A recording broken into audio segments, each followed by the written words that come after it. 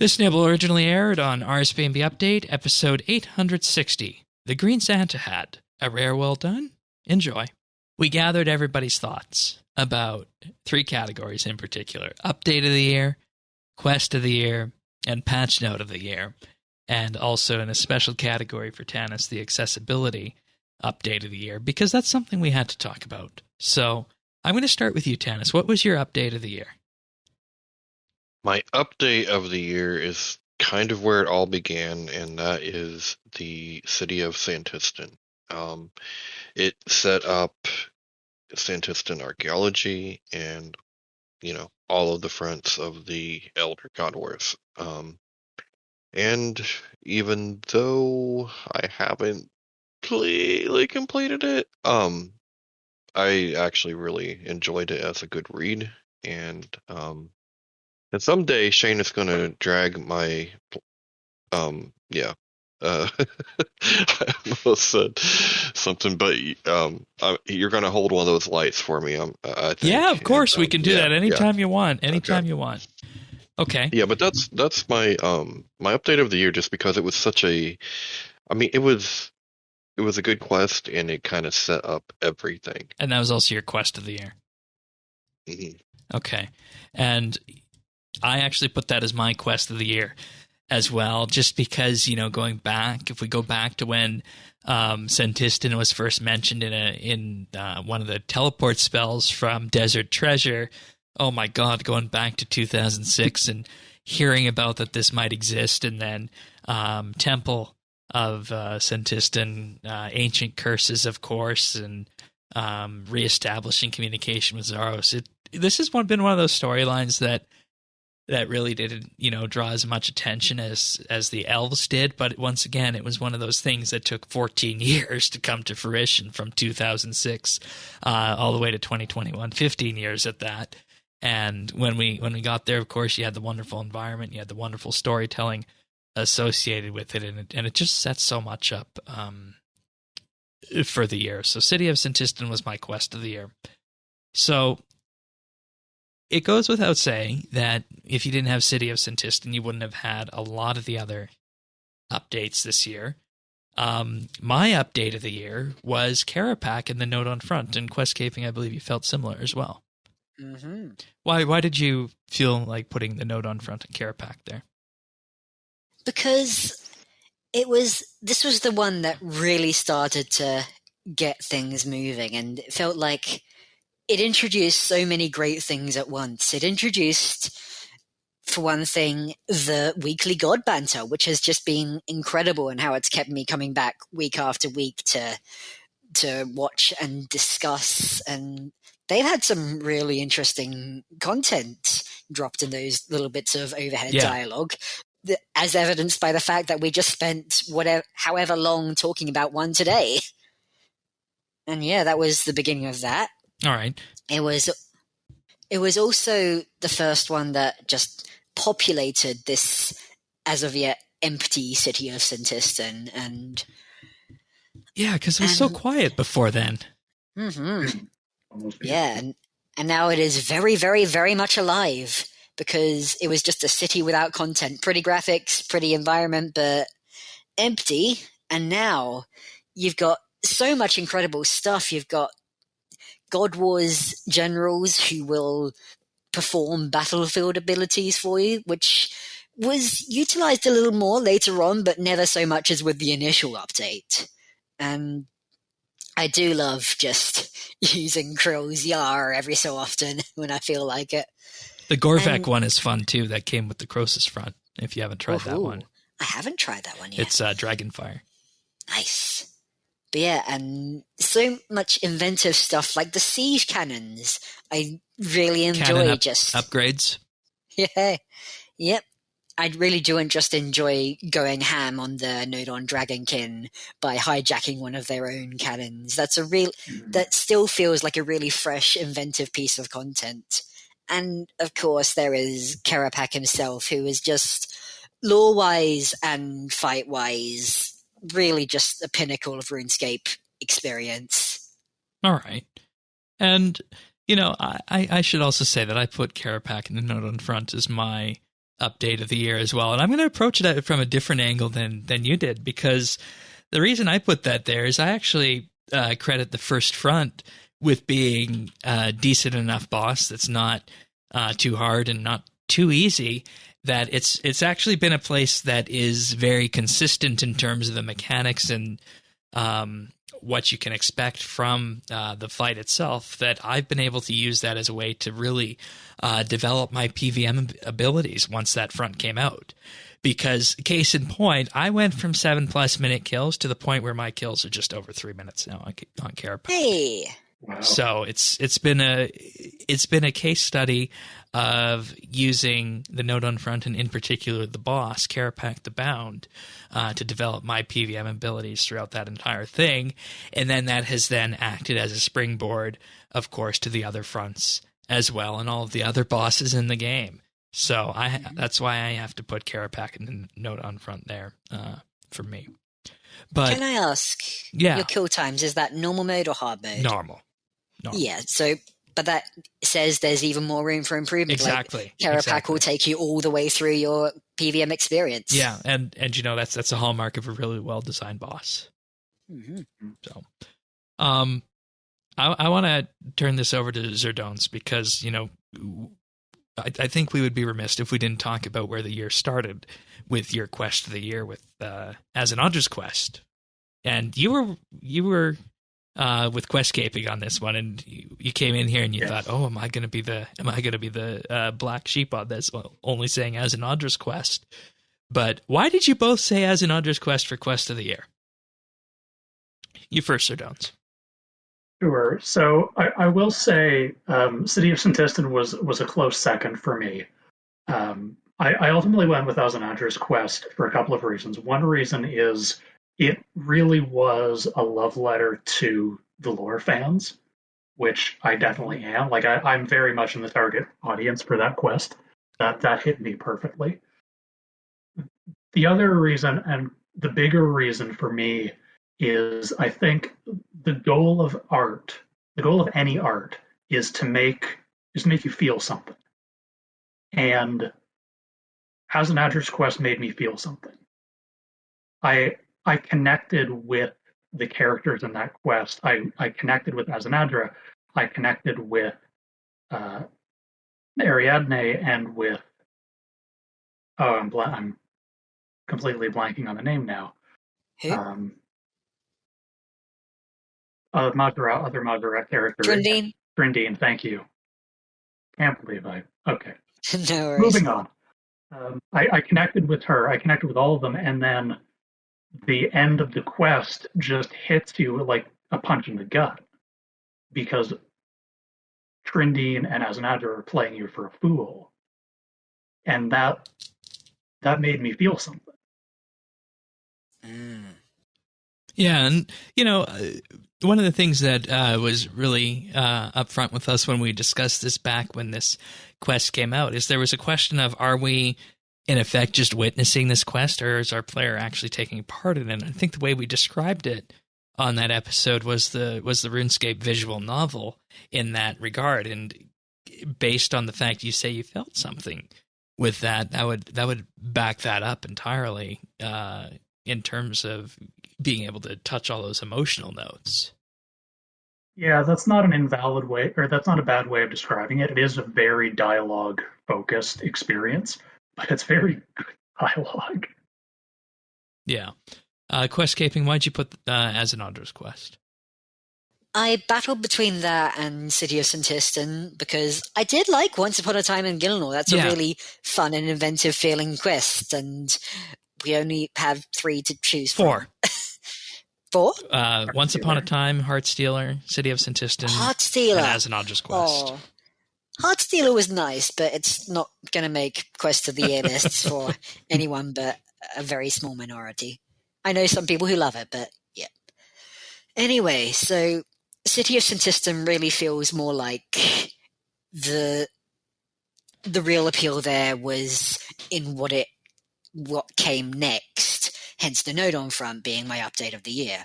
But As an Adra's quest was the full package rather than just a teaser. Here is a city. Here is what we're not yet filling it with. Was what City of Senntisten feels like to me.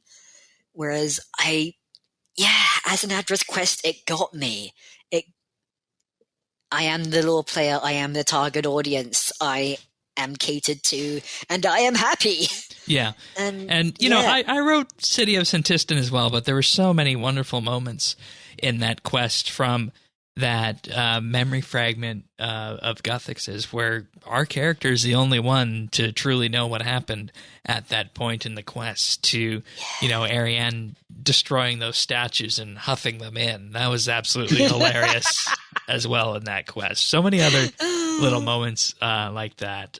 You know, the Temple Knights angles, the questions of the Inquisition, and so on and so forth. So many little fun things were in that quest that a billion were scratched. Juicy plot hooks. Yeah. So I can see why you guys both wrote that. That's good.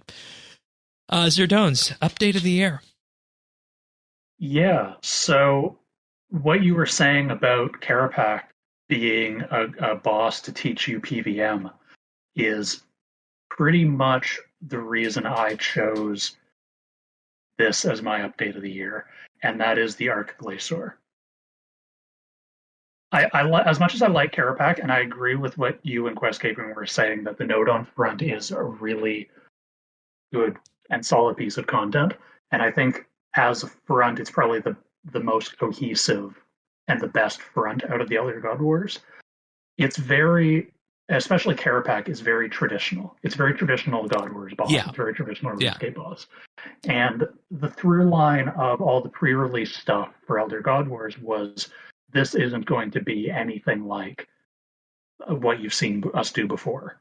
And the Ark Glacier is the first time that promise was held, that promise was kept, because they came in with a boss that it has a Telos-style hard mode enrage streak mechanic, sure. But the normal mode is onboarding PVM. 100% safe deaths. 100% safe deaths, toggle on mechanics. Do you want to practice your resonance switching? You can do that. Turn off everything except Ice Cannon, and you can just practice your keybinds to get your shield switches down. And I feel like PVM is, as I've progressed through the game, PVM is becoming increasingly important to me because it's sort of the end game content of RuneScape. But I don't feel like it's very well onboarded. You're mostly, there's a very big jump in difficulty from King Black Dragon to the God Wars Dungeon 1, and then from God Wars Dungeon 1 to God Wars Dungeon 2. There's very big gaps that you're just sort of tossed into the pool and said, there you go, sink or swim. And the way you get better is you go to YouTube and you watch Micro, you watch Protoss. And how many of these guides, and I tried this, I looked at some of these guides, and I'm 100% with you here. They're not digestible if you don't know what the actual things they're talking about are. So I'm 100% with you on that. Yeah, I found for me, I had to watch a video, do the boss, watch the video again. And then maybe look some things up. Times. But then with the Ark Glacier, we have, here are some basic building block mechanics of PVM. Here is a little sandbox. We've padded the walls for you. You can play with it. You can learn, and you can get better in this safe environment. Yeah, and you know, there's so much more that needs to be done with PVM as well, and I 100% agree with you on that. And you know, I think the reason I personally didn't choose Ark Glacier for mine is that by the time that came out, I was already relatively comfortable with Carapac, but for people who are returning to the game, and you know, I say, hey, if you're doing a Slayer task, you maybe want to stretch a bit in terms of what you're doing combat related. Go kill the Ark Glacier, turn on a couple mechanics, and see if you're comfortable, and then see how you feel about that. So, 100% on board with you on that. But I also need to turn to you, Tanis, because the Ark Glacier occupies both your patch note of the year and your accessibility update of the year for one specific reason. Yeah, how about that, huh? So when the Arch Glacier came out, it was um challenging. But I saw that there was a lot of potential. Like in some ways, it was very inaccessible with its colors and things of that nature. But on the other hand, um, it was very accessible with the stuff that Sardones is talking about and being able to um, add and mix and match mechanics. That's not only, a way to learn PVM, but it's also an accessibility feature. Um, and that's what my pick for the patch note and the accessibility update are, which was the only thing the Arch Glacier was missing was voice lines. And they didn't just put in, audio cues and I would have been happy with that. That's all I was really asking for. But instead, they put in full voiced lines that let you know what's going on in the fight, even if you can't see it well.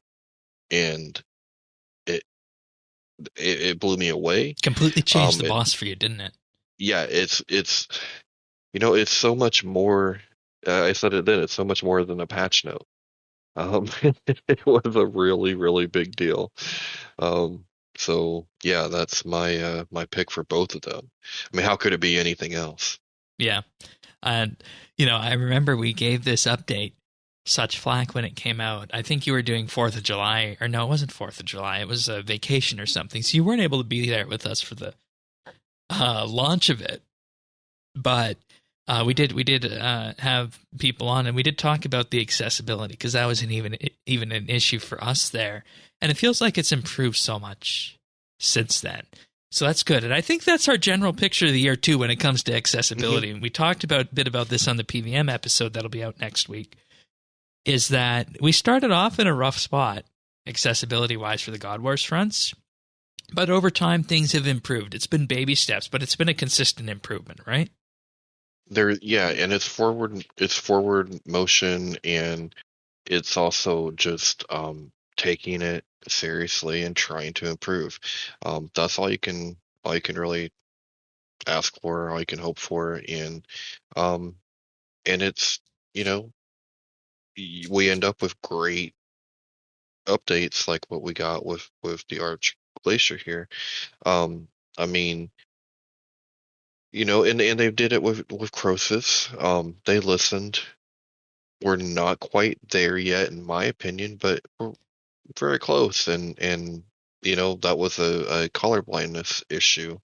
Um, and they, found their own, solutions to it, but it's being addressed, and that's the big thing to me. Yeah. Questscaping, you also put Croesus colorblind particles on your patch note of the year. Why did you put that there? Yeah, I'm going to admit I couldn't particularly remember any particularly notable patch notes, and I just went with any I could remember. And I remember a lot of discussion about the accessibility updates that had been done to the older God Wars. I was actually another patch note I could remember was the voice acting at Arch Glacier, which a lot of lore people have been looking forward to for, well, we like voice acted content reasons. But I remember a lot of people finding it annoying and off-putting when actually implemented, but I had no idea that it had been that much of a transformative experience at the boss for Tennis, and that is a genuinely, wow, that's amazing thing. Yeah, it was very, very helpful. It changed the whole boss. Like I said, it gives you the opportunity to be able to navigate and mitigate mechanics without having to see those small, graphical details, or the chat box, for that matter. Because if you're dealing with field of view, being able to monitor chat box is just it's not really an option sometimes. So yeah, I guess people will find something wrong with everything, but it was really good for me. Yeah. Yeah, the voice having such functionality beyond merely just flavor. Yeah, and and you can see right here with like the people that you're talking, like the lore people, accessibility updates are usually good for everybody. You know what I mean? Like it's everyone gets something out of it, and that's why a lot of times in RuneScape, especially, there are always there are these little hidden kind of accessibility updates where they're not Skyboxes. they're not necessarily like framed as, oh, this is an accessibility update, but in reality they are, and this is one of them too. Like you said, the lore people were like, hey, we love voice acting, me too, but it was actually beneficial beyond that. Yeah, I remember talk of River of Blood Skybox being just absolutely game-changing for people like Telos because they can finally distinguish the colors of the beams. Yeah. Yeah. Yep. And a lot of little, things like that. But, and that's why I'm glad that they're being very responsive. And that's, like I said, that's all I can ask. Good. Zerdone's patch note of the year? Yeah, mine's not quite so high-minded. My patch note of the year was one of the Pymus fixes that actually came out in March, so late Christmas present from wonderful Mod Pi.